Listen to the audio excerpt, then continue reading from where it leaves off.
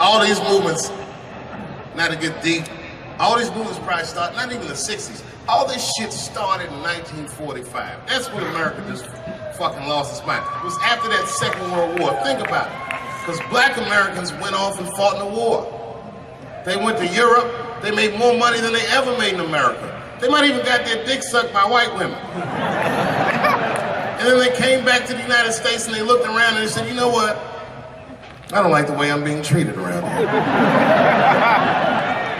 But it wasn't just black dudes. At the same time, all the women in America went into the workforce because all the men were gone. That's when you see that old poster in the 40s with that dyke, like, we can do it. That's where that's from. And these women made money, and then the dudes came back home and started telling these women what to do, and they were like, yo, I'm not feeling you, nigga.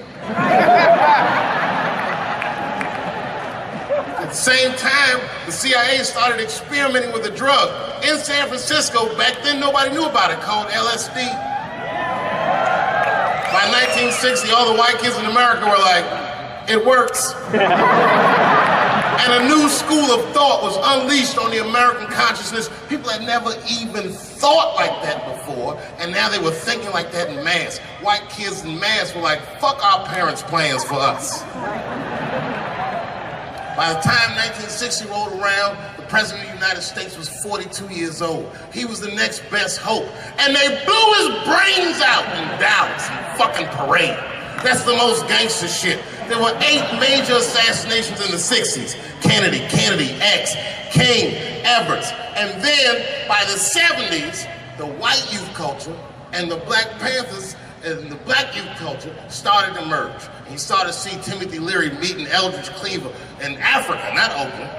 And that was the beginning of the 70s, one of the most turbulent decades this nation has ever seen. And I say all that to say this, that in that turbulent historical context, Bill Cosby raped 34 people.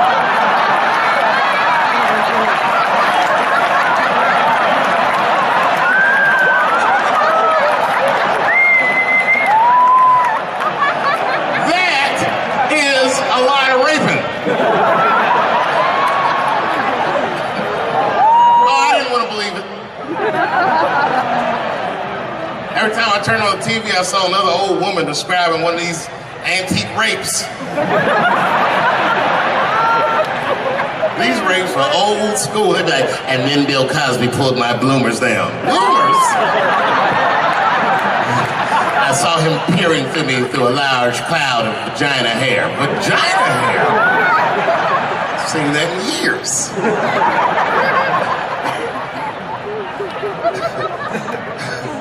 I saw that shit. I said, these people are obviously trying to destroy Dr. Cosby's rich legacy. Right? 34 allegations later, I was still like, man, they probably only raped 13 or 14 of those people. Do all that raping. It's like 50 fucking rapes. And don't forget, each one of these rapes have 8 hours of sleep in them. It's like 1,000 hours of rape. Packed into an otherwise busy schedule. Short corporate rapes, that's what I support.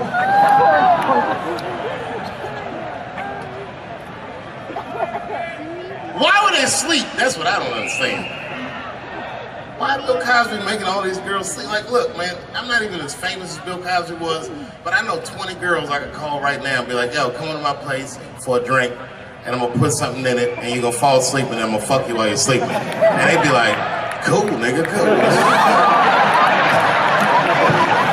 What time you want me to come over?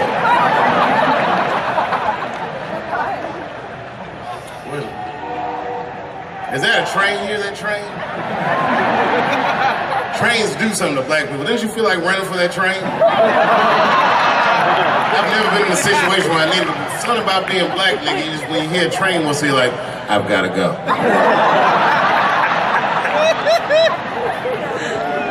Just want to run away.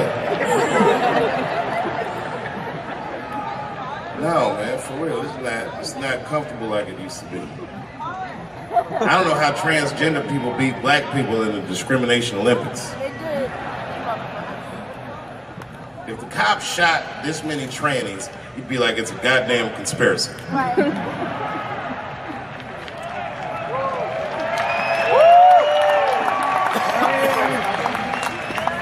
The niggas gonna start wearing high heels just to feel safe.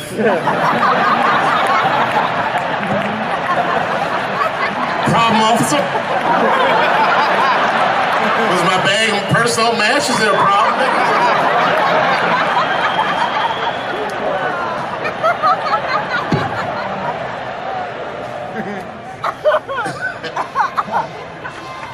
There's too many, man. It's too many. There was one good one in California where the lady got beat up in traffic. You see that shit on YouTube? Yeah. And they beat the shit out of her. You watch the tape, you be like, well, what did she do? Turns out she didn't even do anything. But the good news is the city of LA decided that the court should award her $1.5 million for pain and suffering. Which, if you know anything about money, is as much Marcos Maidana made to fight Floyd Mayweather the second time. It's pretty good considering this woman never trained a day in her life. You can see it in the tape. She didn't come to fight. She took too many shots. She covered her gut, punched her face. She just wasn't doing it right.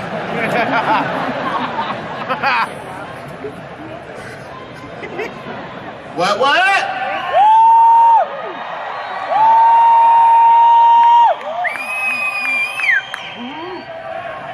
You know what's funny about being in San Francisco? First of all, the city's not even gay anymore.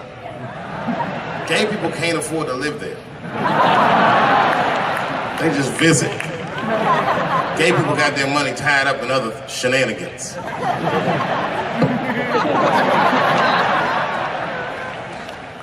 Where you from, bro? Where? Canada? Well, all right, you can get off the watch list.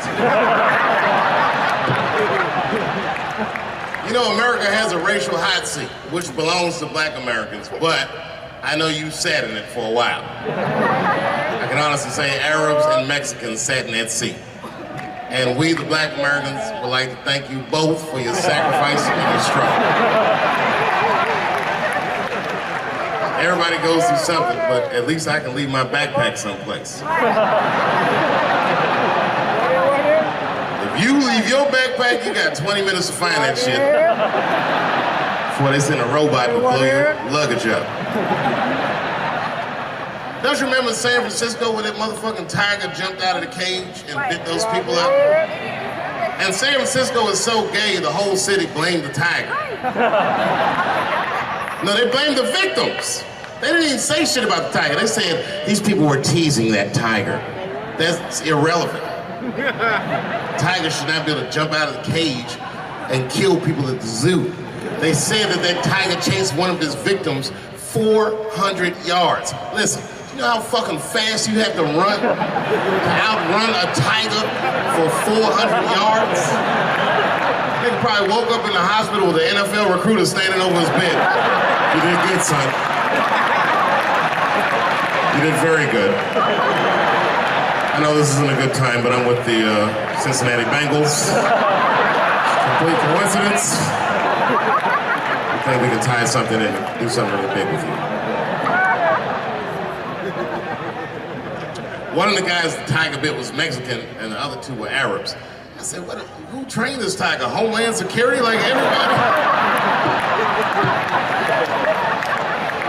I gave that tiger some beans. You smell those beans? You can smell that. Go get them. There's some curry.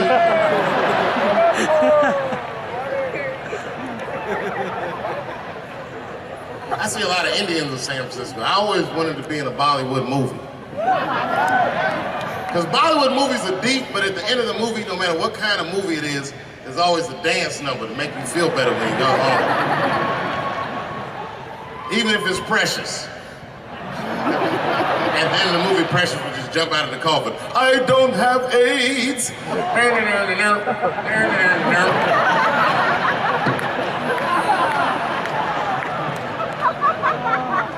You ever see Precious? Boy, that was a sad movie. Yeah, that was tough. If you haven't seen it, you know all the statistics of living in urban life in America.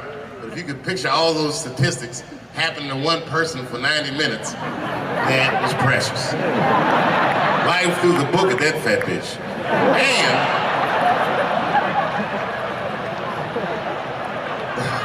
And the music haunted me. Because the music was like, you know, like, I don't know, break beats or something. If they had Eddie Vedder do the score for Precious, I'd have killed myself in the movie theater. They had some of that, like, Smashing Pumpkins. Precious was morbidly obese. She couldn't read good. She was a victim of incest, and the baby had Down syndrome. Still the first verse, nigga. You gotta see the movie.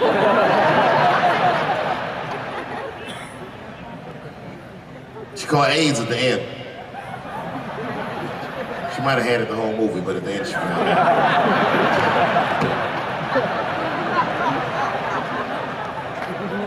That's one way to lose weight, you know. It's a fucking movie. Precious is a fictitious character. I'm sorry. It's a fucked up movie. It was a fucked up movie. I got scared when I went to see Straight Outta Compton. And Eazy-E caught AIDS at the end. That shit freaked me out. Because I didn't know you could get AIDS from firing your manager.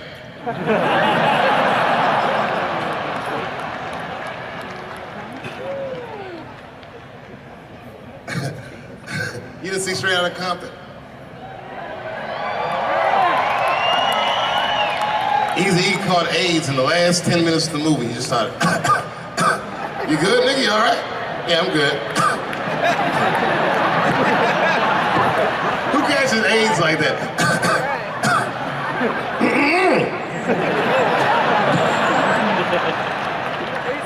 AIDS does not sound like that. It's a racking cough. And AIDS weird that a disease came out of nowhere in the 80s that doesn't kill anybody but niggas, fags, and junkies. What kind of disease hates everybody that old white people hate? I think the government hid that shit in disco balls. Only fun people get AIDS. You never see that guy? I think I'm gonna stay home and read a book. And like nigga say, I think I'm gonna just go stay home and cook for myself. Yeah, all right.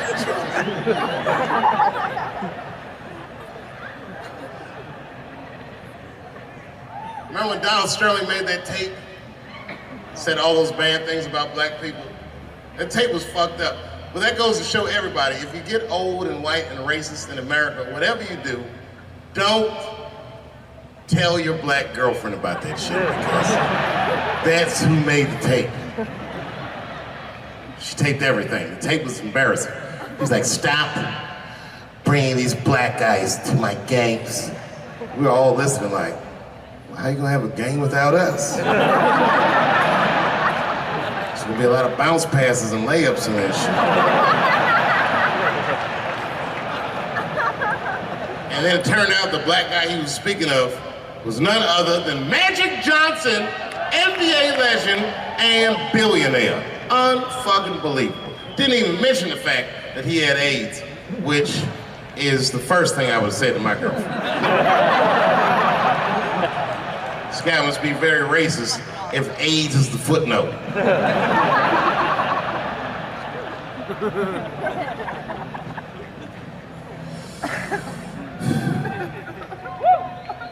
How many of y'all work for Google? Nobody?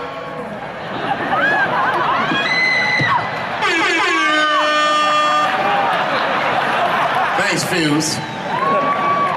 That air horn always pushes the joke through. You ever do something regular, but if you do it with the air horn, it sounds better. Like once I pulled my dick out at a New Year's Eve party.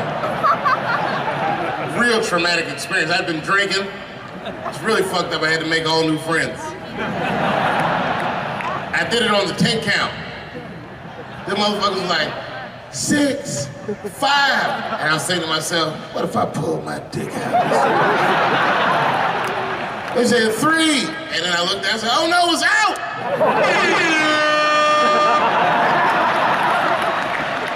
That air horn pushed me over the top. I pulled that shit out of the... I was like, oh!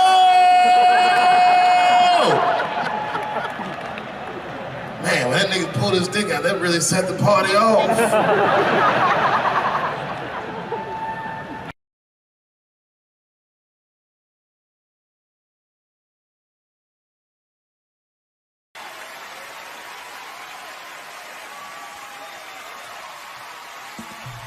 Ladies and gentlemen, Dave Chappelle.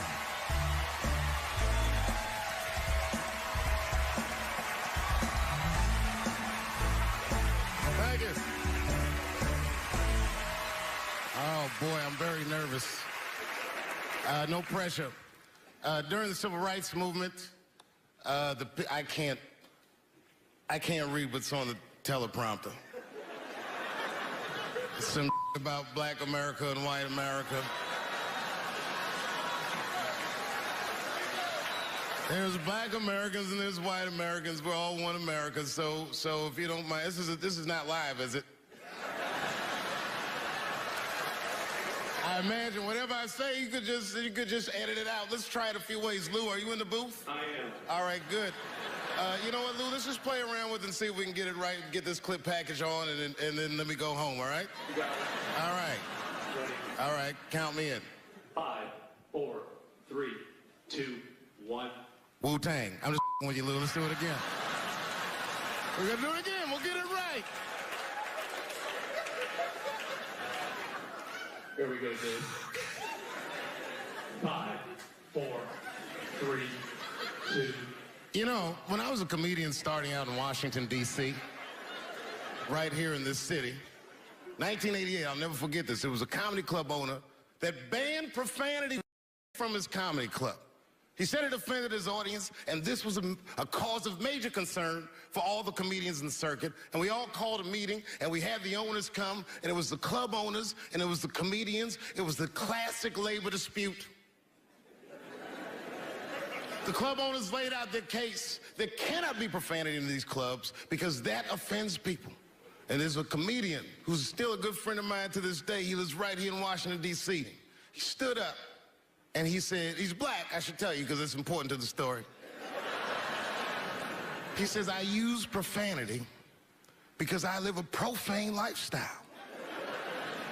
He says, I don't have an insect infestation in my house. I have roaches.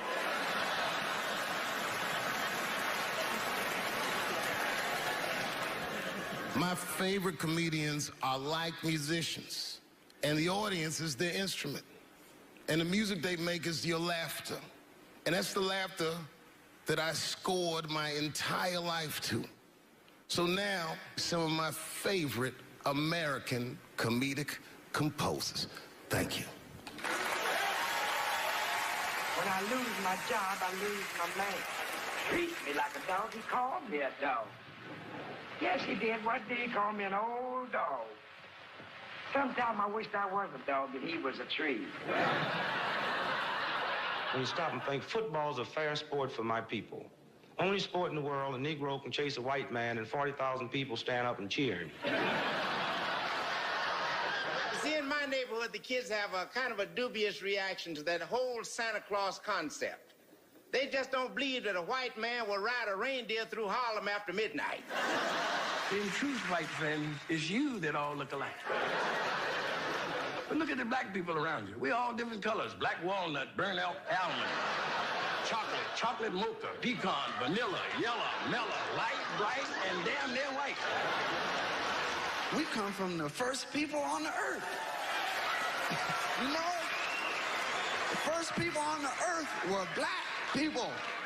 We the first people had thought, right? We was the first one to say, where the am I? And how do you get to Detroit? I think maybe like 30 years ago, there was a woman that wanted to sing, and a black lady that sang opera that wanted to sing. What was her name? Mary Anderson. And this place was like segregated, and they couldn't sing here. And here we are, like not even 50 years later, a 22-year-old black man on stage getting paid to hold his. God bless America. I gotta go now. Y'all take it easy. Bye-bye.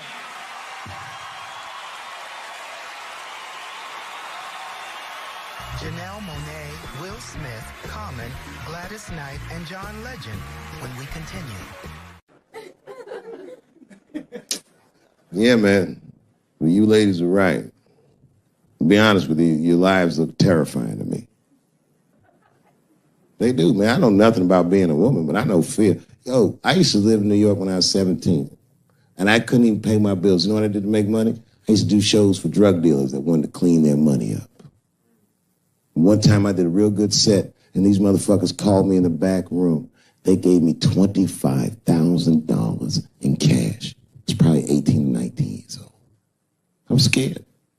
I thanked them profusely. I put that money in my backpack. I jumped on the subway and started heading towards Brooklyn at 1 o'clock in the morning. Never been that terrified in my life. So I never in my life had something that somebody else would want. I thought to myself, Jesus Christ, if motherfuckers knew how much money I had in this backpack, they'd kill me for it. Then I thought, holy shit. What if I had a pussy on me all the time?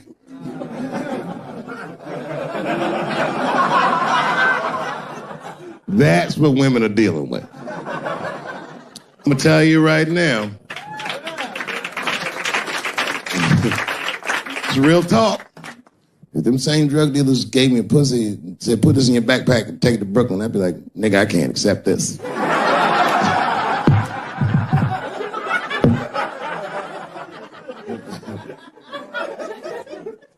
I empathize, man, you know. Everybody gets mad because I say these jokes. But you understand that this is the best time to say them. More now than ever. And I know there's some comedians in the back. Motherfucker, you have a responsibility to speak recklessly. Otherwise... New York Times said that Louis C.K. jizzed on his own stomach. You know, I've busted a lot of nuts in my day. None of them were newsworthy. Shit was really gross, because they didn't just say it like I said it. They didn't just say jizz on the stomach. They said it in that fucking Pulitzer Prize winning style that the New York Times has. It was very descriptive, like, you know what I mean?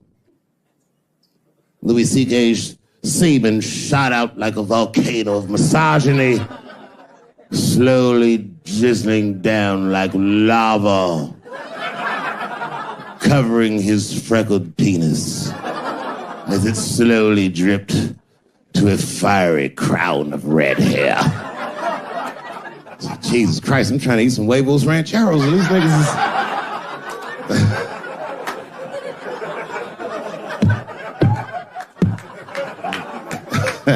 And you know, the tough part, being a comedian, knowing the motherfuckers, everybody comes up to me like, did you know? Did you know what Louis was doing? No, bitch, I did not know.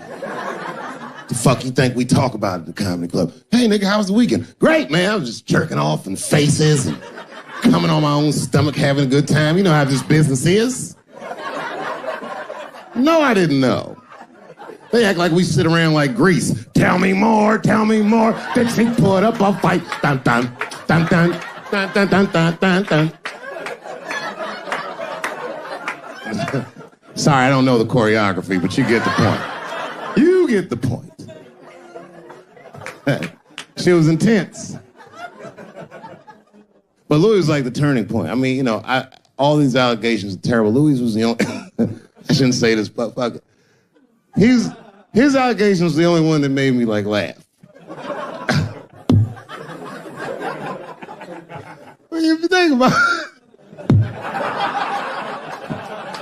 because all his friends is reading it, and he's jerking off, and he's surprising people. He's surprising me.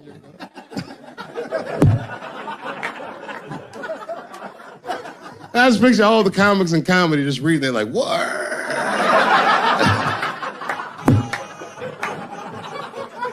It's terrible. I know it's terrible. I'm sorry, ladies. You're right. You are right. But at the same time, I mean, you know what I mean? I don't know. Jesus Christ, they took everything from Louis. I was like, I don't know, it might be disproportionate. I can't tell. I can't tell. This is like where it's hard to be a man. One lady said, Louis C.K. masturbating in front of me ruined my comedy dreams. Word? Well, then I dare say, madam, you may have never had a dream.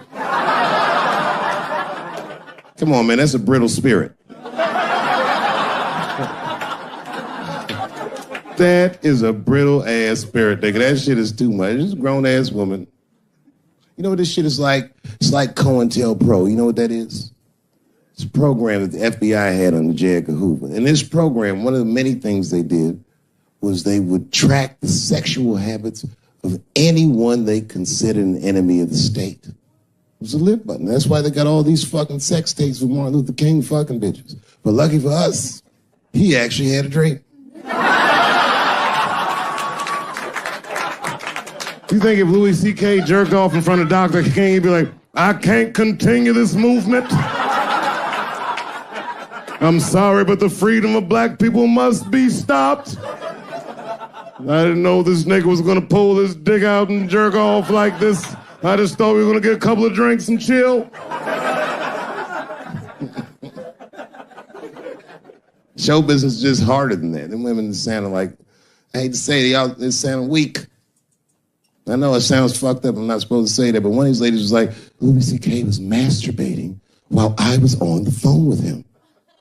Bitch, you don't know how to hang up a phone?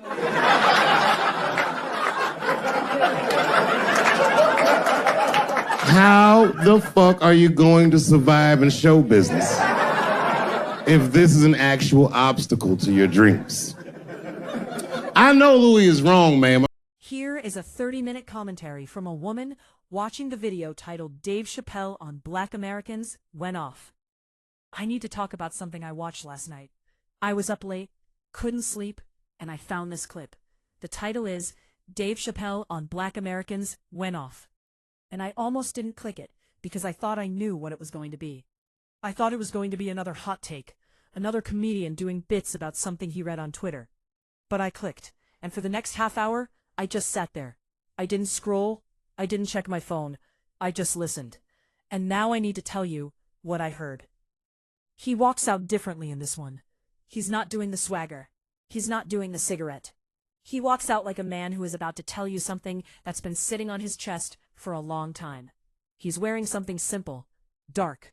He sits down on the stool, and he doesn't adjust the mic. He just looks out at the audience. And the first thing he says is, something happened. Something happened to Black Americans. I've been watching. I've been listening. And I've been trying to figure out when it changed. When did we go off? And I think I know. Now, I'm a woman. I'm not black. I'm sitting here in my apartment, and I'm watching this, and I know that this isn't really for me. This is a conversation that Black Americans are having with themselves. But Dave is so good at what he does that he pulls you in anyway. He makes you sit there and listen. And he makes you understand that even if it's not your story, it's still part of the story. Because we're all in this together. We're all on this planet. And when one group of people goes off, it affects everybody. He starts with history. He says Black Americans have been patient. For generations, they have been patient. They have been told to wait. Wait for freedom. Wait for equality. Wait for the law to catch up. Wait for hearts to change. And they waited. They waited through slavery. They waited through Jim Crow. They waited through segregation. They waited through the Civil Rights Movement. They waited through the Voting Rights Act. They waited through the election of the first black president. And they kept waiting, and waiting, and waiting. He pauses. He takes a sip of something. Water, I think. He's not drinking in this clip. He's too sharp for that. He's too present. He says, but patience runs out. Patience is not infinite. Patience is a resource. And every human being has a limit. And at some point, in the last few years, Black Americans reached their limit. They went off. And when I say went off, I don't mean they got loud. I mean they stopped pretending. They stopped performing. They stopped smiling for the camera. They stopped being the thing that white America wanted them to be. They just stopped. He looks at the audience, and you can feel the weight of that. The weight of a whole group of people saying, no more. I'm done. I'm not going to be polite about my pain anymore. He talks about what it means to be patient. He says, you don't understand what patience costs. Patience is not free. Every time a black person is told to wait, They pay a little piece of themselves. Every time they are told to be the bigger person. Every time they are told to take the high road. Every time they are told to not make a scene. Every time they are told to let it go. They pay, and they pay, and they pay, and then one day, they don't have anything left to pay with, and that's when they go off. I'm sitting here, and I'm thinking about a friend of mine, a black woman I worked with years ago. She was the most patient person I've ever known. She would smile through anything. She would laugh at the microaggressions. She would explain gently why something was offensive. She would be gracious. And then one day, she just stopped. She stopped explaining. She stopped smiling. She stopped being graceful. And people called her angry. They called her difficult. They said she had changed. But she hadn't changed. She had just run out of patience. She had gone off, and I didn't understand it then. But I think I understand it now. Dave gets specific. He starts talking about the things that pushed black Americans over the edge. He says, it wasn't one thing, it was 1,000 things. It was every time they saw a video of another black person being killed. It was every time the killer walked free. It was every time they were told that they were overreacting. It was every time they were told that racism was over. It was every time they were told to pull themselves up by their bootstraps when the bootstraps had been cut. It was every time they were told that their pain was not real. It was every time they were told to calm down. It was every time they were told to wait. He does this thing where he starts listing, and his voice gets faster and faster, and you can hear the anger building. Not anger at the audience, anger at the injustice. He says, it was every time they were followed in a store. It was every time they were pulled over for no reason. It was every time they were asked where they were really from. It was every time they were told that they were articulate. It was every time they were told that they were scary. It was every time they were told that they were too loud. It was every time they were told that they were not enough, not smart enough, not professional enough, not respectable enough, not good enough, never good enough. And then he stops. He takes a breath. He looks down at the floor. And he says, and then one day they woke up and they said, enough. I'm not going to be good enough for you anymore. I'm going to be good enough for me. And if that scares you, that's your problem, not mine. He talks about the summer. You know the summer he means. He doesn't have to name it. Everybody knows. He says, that summer, black Americans went into the streets, and the world saw something they had never seen before. They saw people who were not asking anymore. They were demanding. They were not marching politely. They were not singing "We Shall Overcome" with their hands linked. They were burning things. They were breaking things. And the world said, why are you burning things? Why are you breaking things? And the answer was, because you didn't listen when we asked nicely. You didn't listen when we marched. You didn't listen when we sang. You didn't listen when we voted. You didn't listen when we begged. So now we're not asking. Now we're telling you. And if you don't like the way we're telling you, maybe you should have listened the first 1,000 times. He looks at the audience, and his eyes are hard. He says people don't burn things down because they're happy. People don't break things because they have everything they need. People burn things down because they have been burned. People break things because they have been broken. And if you don't understand that, you haven't been paying attention. I have to pause the video here, because I'm uncomfortable. And I think that's the point. I'm uncomfortable because I've been the one who said, why are they so angry? I've been the one who said violence isn't the answer. I've been the one who said, can't they protest peacefully? And Dave is telling me that I've been asking the wrong question. The question isn't why they're angry. The question is why I'm not angrier. The question is why I've been so comfortable. The question is why I've been sleeping while other people have been bleeding. He shifts gears. He starts talking about the response. He says, and then the response came. And the response was fear. The response was more police. The response was curfews. The response was federal troops. The response was, we need to restore order. And black Americans looked at that response, and they said, there it is. There's the truth. You don't care about our lives. You care about your property. You care about your windows. You care about your stores. You don't care about us. You never did. You just wanted us to be quiet. And now that we're not quiet, you're showing us who you really are. He talks about the politicians. He doesn't name names. He doesn't have to. He says, The politicians came on television, and they said, "We hear you, we see you, we're going to change things." And then nothing changed. Or things got worse. Or they changed the name of a street, or they took down a statue, and they called that progress. And Black Americans said, "That's not progress. That's a Band-Aid on a bullet wound. You're giving us crumbs and telling us it's a feast." And we're done with crumbs. We're done with statues. We're done with symbolic gestures. We want real change. We want the ground to move. We want the system to break. We want you to be as uncomfortable as we've been every single day of our lives. He does this bit about the difference between being heard and being listened to. He says, they heard us, but they didn't listen. Hearing is sound. Listening is action. You can hear a person screaming and do nothing. Listening means you stop what you're doing and you change. And nobody changed. Nobody wanted to change. They wanted to go back to normal. But normal was the problem. Normal was the thing that was killing us. We didn't want to go back to normal. We wanted a new normal. We wanted a normal where we weren't scared to drive to work. We wanted a normal where our children could walk to the store without being followed. We wanted a normal where we could breathe, just breathe, without someone telling us we were breathing wrong. He gets quiet again. He slows down. He says, and that's when Black Americans went off. In their hearts, in their homes, in their workplaces, in their art, in their music, in their comedy. They stopped pretending that everything was okay. They stopped pretending that they were fine. They stopped pretending that the past was the past. They started telling the truth, the whole truth, the ugly truth. And the truth was that America had never been what it said it was. America had always been a lie. And they were done living inside the lie. He talks about the art that came out of that time. The music, the movies, the comedy. He says, you want to know what happened? Listen to the music. The music got darker. The music got realer. The music stopped being for the radio. It started being for the soul. The movies stopped being about the happy black friend. They started being about the pain.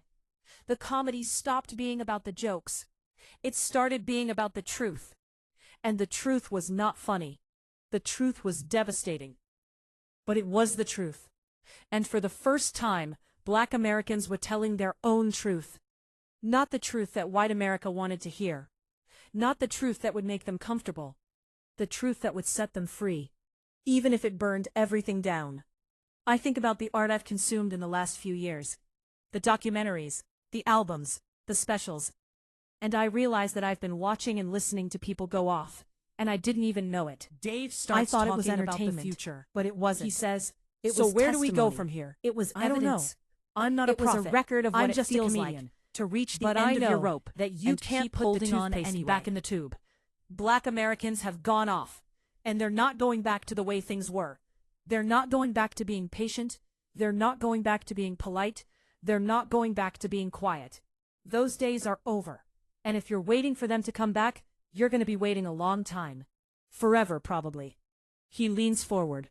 He looks at the audience. He says, and here's the thing. Here's the thing that nobody wants to say. Black Americans going off was good. It was good for them. It was good for the country. It was good for everybody. Because the lie was killing everybody. Not just black people. White people too. The lie that everything was fine. The lie that we were post-racial. The lie that if you just work hard, everything will be okay. That lie was a cage. And Black Americans broke the cage. And now everybody is out. And nobody knows what to do. But at least we're out. At least we're in the fresh air. Even if the fresh air is scary. Even if we don't know where to go. At least we're not in the cage anymore. He stands up. He's not doing a big finish. He's just standing. He says, so that's what happened. That's what I think. Black Americans went off. And the world is different now. And it's not going back. And that's okay. That's more than okay. That's necessary. That's growth. That's change. That's evolution. And evolution hurts.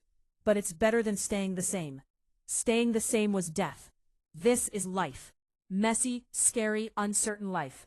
But life. And I'll take life over the lie. Every single time.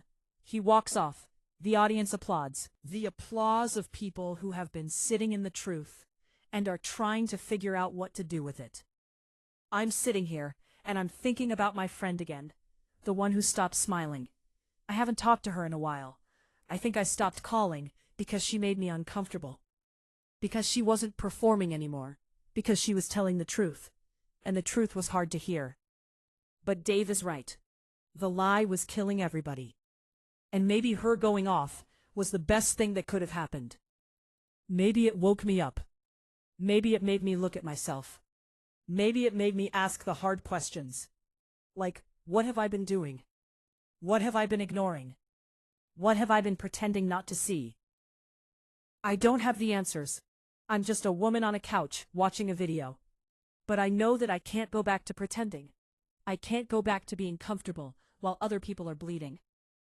I can't go back to saying, why are they so angry? When the real question is, why aren't I angrier? So that's my commentary. That's what I've been sitting with. I think I'm going to call my friend now, the one who went off.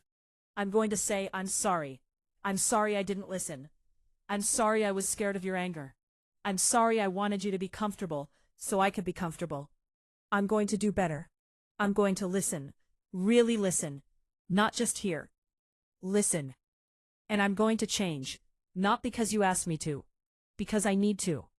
Because the lie is over, and the truth is here. And the truth is that we need each other. And we need to be honest. And we need to be brave. And we need to be willing to burn it all down, if that's what it takes to build something better. Here is a very long, That's what I 30-minute think. Style commentary from a lady reacting to the video titled, Dave Chappelle on Black Americans Went Off. The video starts. A woman leans toward the mic, her voice warm but sharp, like a favorite aunt who has run out of patience. All right. All right, all right, all right. Let me get my tea. Because I saw this title, Dave Chappelle on Black Americans Went Off. And I said, Lord, here we go. I had to pause my whole evening, put the laundry down, told the dog to wait. Because when Dave Chappelle goes off, you don't watch that. You witness it. You sit with it like a sermon you didn't know you needed. Now, let me be clear from the jump. I am not here to worship the man. Dave is a comedian, but he's also a mirror. And sometimes a mirror held up to your own face is uncomfortable. You want to look away. You want to say, that's not me. But if you sit still long enough, you realize he's talking about all of us, especially us, Black Americans. So the video starts. He's on stage, that familiar posture, cigarette smoke curling up like a question mark. And he's not telling a joke. Not yet. He's thinking out loud, and you can feel the room shift. White folks in the audience start laughing a little too early, nervous laughter, the kind that says, please don't go too deep. Black folks in the audience lean forward. We know the difference. We know. Dave says something like, I went down south, and I saw something that bothered me. And immediately I'm thinking, oh, this is about respectability. This is about the old guard versus the new. But no. He goes somewhere else. He starts talking about history. Not the textbook version. The street version. He says, Black Americans built this country. Not just the fields, the cities, the music, the language, the soul. And the crowd claps. But Dave stops them. He holds up his hand. He says, don't clap yet, because we also tore it down. We also fought each other. We also forgot who we were. And that's where I almost turned it off. Not because he's wrong, but because he's right. And the truth, when it's raw like that, stings like alcohol on a wound. See, here's the thing about Dave Chappelle. He's not a politician. He's not a preacher. He's a philosopher who curses a lot. And in this clip, this went-off moment, he's talking about identity. He's asking, what does it mean to be a Black American in 2025? And he's not asking the way a news anchor asks. He's asking the way a man who almost walked away from $50 million asks. He's asking from a place of earned confusion. He talks about going to Africa. He talks about how Africans looked at him, not with hatred, not with love, with confusion. Like, you say you're from here, but you don't speak the language, you don't know the customs. You brought fried chicken and asked for the Wi-Fi password. And Dave laughs. But it's a hollow laugh. Because he knows what they see. They see a Black man who is American first. And that is a specific kind of loneliness. Then he turns the camera back on us, on Black Americans. and he says something that made me put my tea down. He says, "We are the only group of people in America who are asked to prove our heritage every single day. Irish, they got a parade. They got a feast. Jewish, they got a history. But us? We get asked, where are you really from? And when we say South Carolina, they say, no, before that." And I felt that. I felt that in my bones, because my grandmother used to tell me stories about Georgia. Red dirt roads, a church with no steeple, a man who played guitar on a porch. That's my heritage. That's my before. But Dave is saying that's not enough for the world. And it's not enough for us anymore either. He goes off about the commodification of black pain, and this is where it gets sharp. He says white people love our struggle. They love it in movies. They love it in books. They love it in sad songs. But they don't want to sit next to it on the bus. And the audience gets quiet, because he's not joking. He's naming the thing we all feel but don't say. That our trauma has become entertainment. That we are expected to perform our suffering for a thumbs up and a Netflix deal. But then, this is the part that made me rewind 3 times. He turns on us, on black Americans. He says, and we sell it. We sell our pain. We sell our anger. We sell our dysfunction like it's a limited edition sneaker. We made a whole industry out of being victims. And I'm not saying we ain't victims. I'm saying we forgot how to be survivors.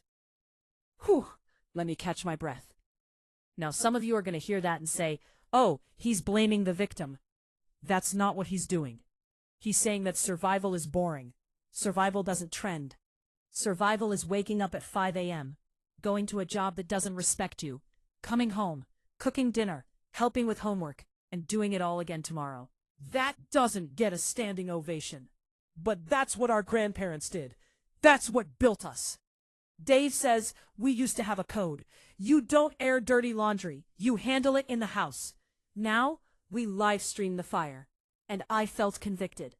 Because how many times have I scrolled past a video of a black person fighting in a store, or a mother screaming at her child, or a man breaking down on the street, and I watched it. I didn't turn away. I watched. And then I kept scrolling. That's not community. That's a zoo. He talks about black men, specifically, and I need y'all to hear this part without getting defensive. He says, black men are lost right now, not because they're weak, because they were told that being strong means feeling nothing, and now they feel everything, but they have no language for it. So it comes out as anger, or silence, or violence. And he looks at the camera, right at us, and says, we failed them. We raised them to be warriors in a war that ended. And now they don't know how to come home. I thought about my own brother, my own cousins, the men in my family who can fix a car, build a house, fight a grown man, but cannot say, I'm scared, I'm tired, I need help. Dave is not letting them off the hook, but he's not letting us off either. He's saying that the village burned down, and we're still blaming the children for playing with matches. Then he talks about black women, and I held my breath, because Dave has a complicated history with that. But in this clip, he does something different. He says, black women are the most disrespected, most unprotected, most misunderstood group in America. And they still show up. They still cook. They still pray. They still hold the family together with a smile and a headache. We expect it. He says if black women went on strike for 1 week, this country would collapse. Not just the black community, America. Because who raises the white children? Who cleans the offices? Who runs the church? Who keeps the black man alive long enough to see his 40th birthday? A black woman. And we treat her like an afterthought. Now I'm crying, not because it's sad, because it's true. And the truth, when it's spoken out loud by a man like Dave, a man who has been canceled, uncanceled, praised, and hated, it hits different. It hits like a prayer.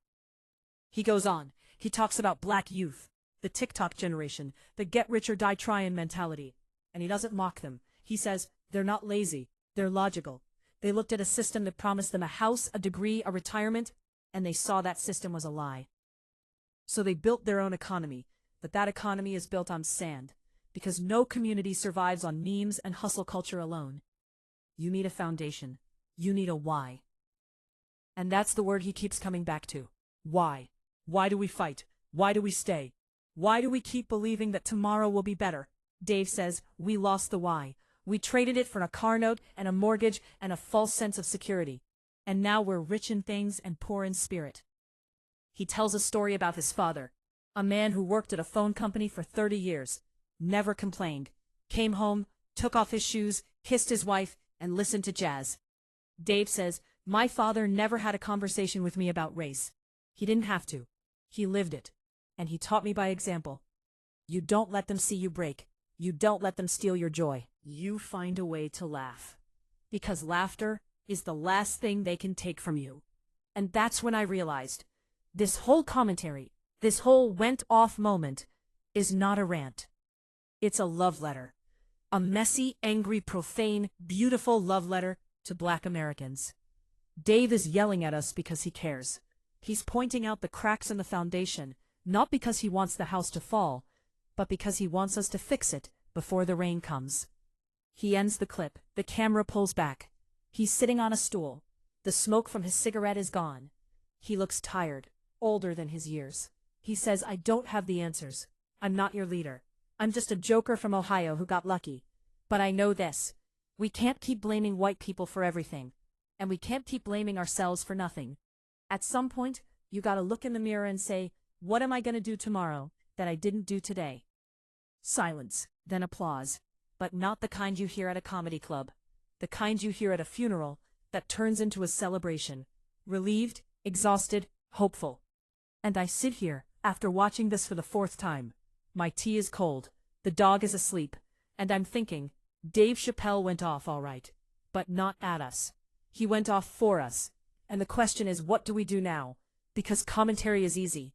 Watching a video and nodding your head is cheap. The hard part is tomorrow morning.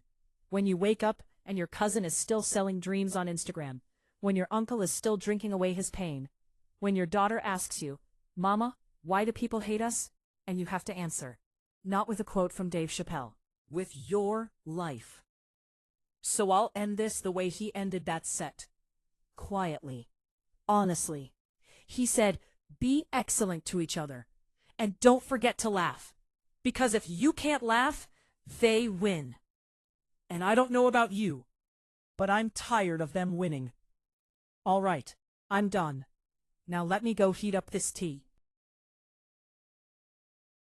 Here is the additional 5 minutes of commentary, picking up right where the last line left off. All right, I'm done. Now let me go heat up his tea. Pause. A long sigh. The sound of a chair creaking as she settles back in. No, you know what? I'm not done. I said I was done, but I lied. That's what we do, isn't it? We say we're fine. We say we've said our piece. And then the spirit moves again. So let me add 5 more minutes. Because Dave's words are still rattling around in my chest like loose change. Here's what I didn't say. Here's the part I almost swallowed. After watching that video, after hearing Dave talk about black men being lost, black women being tired, black youth building empires on sand, I turned off my phone. I sat in the dark. And I thought about my Auntie Carol. Gone now, 10 years. But she used to have this saying. She'd look at me and say, baby, don't confuse your blessings with your burdens. They often wear the same coat. And I never understood that, not really, until tonight. Because Dave is right. We have blessings. We have survived genocide, slavery, Jim Crow, redlining, mass incarceration, and a pandemic that treated us like kindling. We are still here. That is a blessing. But we carry it like a burden. We walk around bent over, not because the load is heavy, but because we forgot how to stand up straight. We forgot that our ancestors didn't suffer so we could suffer better. They suffered so we could live. And that's the part Dave didn't say, but it hung in the air like that smoke from his cigarette. He didn't say, pull yourself up by your bootstraps. He didn't say, stop complaining. He said, stop performing your pain and start practicing your power. So let me tell you a quick story. A true story. When I was a little girl, maybe 7 or 8, my grandmother took me to a field in South Carolina. Not a park, not a memorial. Just a field. Overgrown grass. A broken fence. And she pointed to a spot near an old oak tree. She said, right there, that's where they used to gather. Not for church, for plans. She told me that her great-grandfather, a man whose name I never learned because the records were burned, used to meet other enslaved people under that tree at midnight. They couldn't read, they couldn't write, but they had a code, a knock, a song that meant run, a hymn that meant the coast is clear. And I asked her, Granny, what were they planning? She looked at me like I'd asked the color of the sky. She said, freedom, baby. Every single night, they planned freedom. Not for themselves, for us. They knew they might not see it, but they drew maps in the dirt anyway. They memorized the North Star. They passed down stories like precious stones. That was their hustle. That was their TikTok. That was their get rich or die trying. And then she said something that broke my heart and put it back together. She said we stopped planning. We started performing. We traded the oak tree for a camera phone. We traded the midnight meeting for a live stream. We traded the code for a hashtag. Now, I'm not saying hashtags don't work. I'm not saying social justice isn't real. What I'm saying is what Dave was saying. Don't confuse the map for the journey. Because here's the thing about that field. That oak tree is gone now. They put a strip mall over it, a nail salon, and a check cashing place. And that's not a metaphor. That actually happened. And nobody protested. Nobody made a sign. Because we forgot the land was holy. We forgot that our history isn't just in museums. It's in the dirt under our feet. Dave's went-off moment, the one I just watched, it's like that field. It's a reminder that we had something sacred. And we sold it for $1 and a dream that wasn't ours. But here's the hope, and I need you to hear this. The hope is that we can go back. Not to the field, to the mindset. The midnight mindset. The one that says, I don't need an audience. I need a plan. I don't need a viral moment. I need a movement. Dave talked about black women being the backbone. And I saw so many of y'all in the comments saying preach and tell it. And that's right. But what are we doing? Tomorrow morning, are we going to check on our sister who's raising 3 kids alone? Are we going to mentor that young man who's selling more than sneakers on the corner? Are we going to sit with our elders and write down their stories before they take them to the grave? That's the 5 minutes I'm adding. That's the extra story. Not a joke, not a punchline, a challenge. Dave Chappelle can go off for an hour. He can make us laugh, cry, and think. But when the video ends, the cursor blinks, and the algorithm serves you a cat video or a recipe for banana pudding, what do? Do you scroll, or do you move? My grandmother used to say, the night is longest just before the dawn, but the dawn only comes if you stay awake. So stay awake. Put down the phone. Call your mother. Hug your son. Write down that recipe. Go visit that field, even if it's a parking lot now. Stand there and remember, somebody planned for you. Now I'm really done. Tea's cold twice over. But my heart is warm, and that's enough. Go be excellent. And for heaven's sake, laugh. Laugh like your freedom depends on it. Because it just might. She clicks off the recording. Silence.